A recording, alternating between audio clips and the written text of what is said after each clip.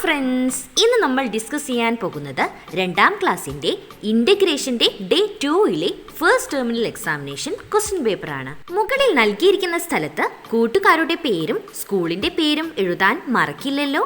പ്രവർത്തനം 6. വരികൾ കൂട്ടിച്ചേർത്ത് പാടാം. നീലമലയുള്ള നാട്, കാട്ടുചോലയൊഴുകുന്ന നാട്, പച്ച വിരിച്ചൊരു നാട്, നല്ല നെൽക്കതിരുള്ളൊരു നാട്. ഇനി ബാക്കി 4 വരികൾ കൂട്ടുകാർ തയ്യാറാക്കുകയാണ് വേണ്ടത്. കൂട്ടുകാർക്ക് വരികൾ തയ്യാറാക്കാനായി താഴെ കുറച്ച് സൂചനകൾ നൽകിയിട്ടുണ്ട്. അതുപയോഗിച്ചാണ് വരികൾ തയ്യാറാക്കേണ്ടത്. എന്തെല്ലാമാണ് ഇവിടെ നൽകിയിരിക്കുന്നത്? തെങ്ങിൻ തോപ്പുകൾ, ഒഴുകുന്ന പുഴ, പൂക്കൾ, പൂമ്പാറ്റ, പക്ഷികൾ. ഇനി നമ്മൾക്ക് വരികൾ തയ്യാറാക്കി നോക്കിയാലോ. തെങ്ങിൻ തോപ്പുകൾ തിങ്ങി നിറഞ്ഞ നാട്, കളകളമൊഴുകുന്ന പുഴയുള്ള നാട്, ചന്തമുള്ള പൂക്കൾ വിരിഞ്ഞു നിൽക്കും നാട്, പൂമ്പാറ്റകളും പക്ഷികളും പാറിടുന്ന നാട്. പ്രവർത്തനം 7. പൊതു ഇടങ്ങൾ, സ്ഥാപനങ്ങൾ. ചിത്രത്തിലെ പൊതു ഇടങ്ങൾ, സ്ഥാപനങ്ങൾ എന്നിവ തിരിച്ചറിഞ്ഞ് പേരെഴുതൂ. ആദ്യത്തെ ചിത്രത്തിൽ കാണുന്നത് എന്താണ്? ബസ് കാത്തിരിപ്പ് കേന്ദ്രമാണ് അല്ലേ? രണ്ടാമത്തെ ചിത്രത്തിൽ എന്താണ് കാണുന്നത്? ഒരു പോലീസ് സ്റ്റേഷനാണ് അല്ലേ? മൂന്നാമത്തെ ചിത്രത്തിൽ എന്താണ് കാണുന്നത്? ഒരു വായനശാലയാണ് അല്ലേ? നാലാമത്തെ ചിത്രത്തിൽ എന്താണ് കൂട്ടുകാർ കാണുന്നത്? ഒരു പൊതുകുളമാണ് അല്ലേ? നിങ്ങൾക്കറിയാവുന്ന മറ്റൊരു പൊതുസ്ഥാപനത്തിന്റെ പേരെഴുതൂ. സ്കൂൾ, വില്ലേജ് ഓഫീസ്, റേഷൻ കട തുടങ്ങിയവയാണ് പൊതുസ്ഥാപനങ്ങൾ. കൂട്ടുകാർ ഏതെങ്കിലും ഒരെണ്ണം മാത്രം എഴുതിയാൽ മതി. പ്രവർത്തനം 8. വായിക്കാം, എഴുതാം. ബലൂൺ യാത്ര. അപ്പു ഉത്സവപ്പറമ്പിലെത്തി. ചന്തയിൽ പല നിറത്തിലുള്ള ബലൂണുകൾ. അതിലൊരു വലിയ ബലൂൺ, ചുവന്ന ബലൂൺ. അപ്പു ബലൂൺ വാങ്ങി. ബലൂണുമായി അവൻ വയലിലൂടെ ഓടി. കാറ്റ് വന്നു, വലിയ കാറ്റ്. ബലൂൺ അപ്പുവിനെയും കൊണ്ട് ഉയർന്നു പൊങ്ങി. അയ്യോ, പരുന്ത് വരുന്നേ! അപ്പു പേടിച്ച് നിലവിളിച്ചു. പരുന്ത് ബലൂണിനടുത്തെത്തി. എനിക്കും ബലൂണിൽ ഇരുന്ന് പറക്കണം, പരുന്ത് പറഞ്ഞു. ഇത് കേട്ടപ്പോൾ അപ്പുവിന് സന്തോഷമായി. അവർ ഒരുമിച്ച് യാത്ര തുടങ്ങി. ഇനി കഥ വായിച്ച് ചോദ്യങ്ങൾക്ക് ഉത്തരമെഴുതൂ. എന്തെല്ലാമാണ് ഇവിടെ ചോദ്യങ്ങൾ നൽകിയിരിക്കുന്നത്? അപ്പു എവിടെ നിന്നാണ് ബലൂൺ വാങ്ങിയത്? എവിടെ നിന്നായിരുന്നു? ഉത്സവപ്പറമ്പിൽ നിന്നായിരുന്നു അല്ലേ? രണ്ടാമത്തെ ചോദ്യം, അപ്പു വാങ്ങിയ ബലൂണിന്റെ നിറം എന്താണ്? ചുവപ്പ് നിറമാണ് അല്ലേ? മൂന്നാമത്തെ ചോദ്യം, ബലൂൺ വാങ്ങിയ ശേഷം അപ്പു എന്താണ് ചെയ്തത്? എന്തായിരുന്നു അപ്പു ചെയ്തിരുന്നത്? ബലൂണുമായി വയലിലൂടെ ഓടി. നാലാമത്തെ ചോദ്യം, കാറ്റ് വന്നപ്പോൾ എന്താണ് സംഭവിച്ചത്? എന്തായിരുന്നു കാറ്റ് വന്നപ്പോൾ സംഭവിച്ചിരുന്നത്? ബലൂൺ അപ്പുവിനെയും കൊണ്ട് പറന്നു.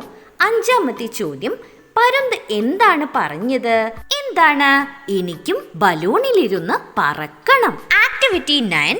Let's count the shape and write. രൂപങ്ങൾ എണ്ണി എഴുതാം. Color the picture. താഴെ നൽകിയിരിക്കുന്ന ചിത്രത്തിന് നിറം നൽകുക. Identify the shapes in the picture and write the number of each shape. ചിത്രത്തിലുള്ള രൂപങ്ങൾ തിരിച്ചറിഞ്ഞ് ഓരോ രൂപങ്ങളും എത്ര എണ്ണം വീതമുണ്ടെന്ന് കൂട്ടുകാരോട് അവിടെ എഴുതാനാണ് പറഞ്ഞിരിക്കുന്നത്. ആദ്യം ചിത്രത്തിന് കൂട്ടുകാർ ഭംഗിയായി നിറം നൽകുമല്ലോ. ഇനി ചിത്രത്തിൽ ഓരോ ഷേപ്പും എത്ര എണ്ണമുണ്ടെന്ന് നമ്മൾക്കൊന്ന് എണ്ണി നോക്കാം അല്ലേ? First one, triangle. ചിത്രത്തിൽ എത്ര ത്രികോണങ്ങളാണ് കൂട്ടുകാർ കാണുന്നത്? 5. 5 ത്രികോണങ്ങളാണ് അല്ലേ? ഇനിയോ സ്ക്വയർ. ചിത്രത്തിൽ കൂട്ടുകാർ എത്ര ചതുരങ്ങളാണ് കാണുന്നത്? എണ്ണി നോക്കൂ, എത്ര എണ്ണമാണുള്ളത്? 10.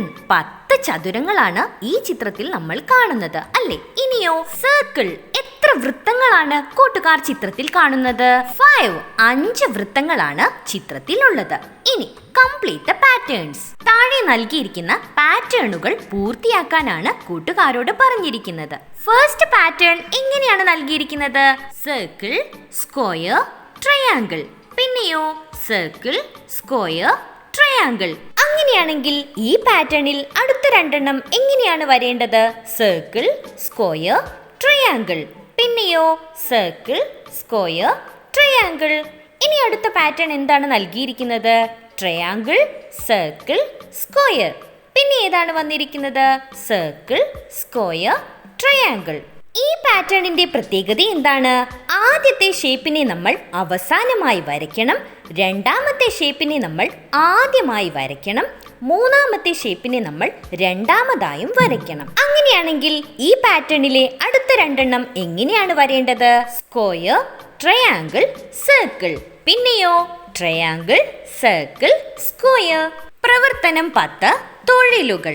വീട് നിർമ്മാണവുമായി ബന്ധപ്പെട്ട തൊഴിലുകൾ വീട്ടിലേക്ക് വരച്ചു ചേർക്കൂ. താഴെ നൽകിയിരിക്കുന്നവയിൽ വീട് നിർമ്മാണവുമായി ബന്ധപ്പെട്ട തൊഴിലുകൾ ഏതെല്ലാമാണ്? കോൺക്രീറ്റ് പണി, മരപ്പണി, കൽപ്പണി, വയറിങ്, പെയിന്റിങ്. മറ്റുള്ളവയൊന്നും വീട് നിർമ്മാണവുമായി ബന്ധപ്പെട്ട തൊഴിലുകളല്ല.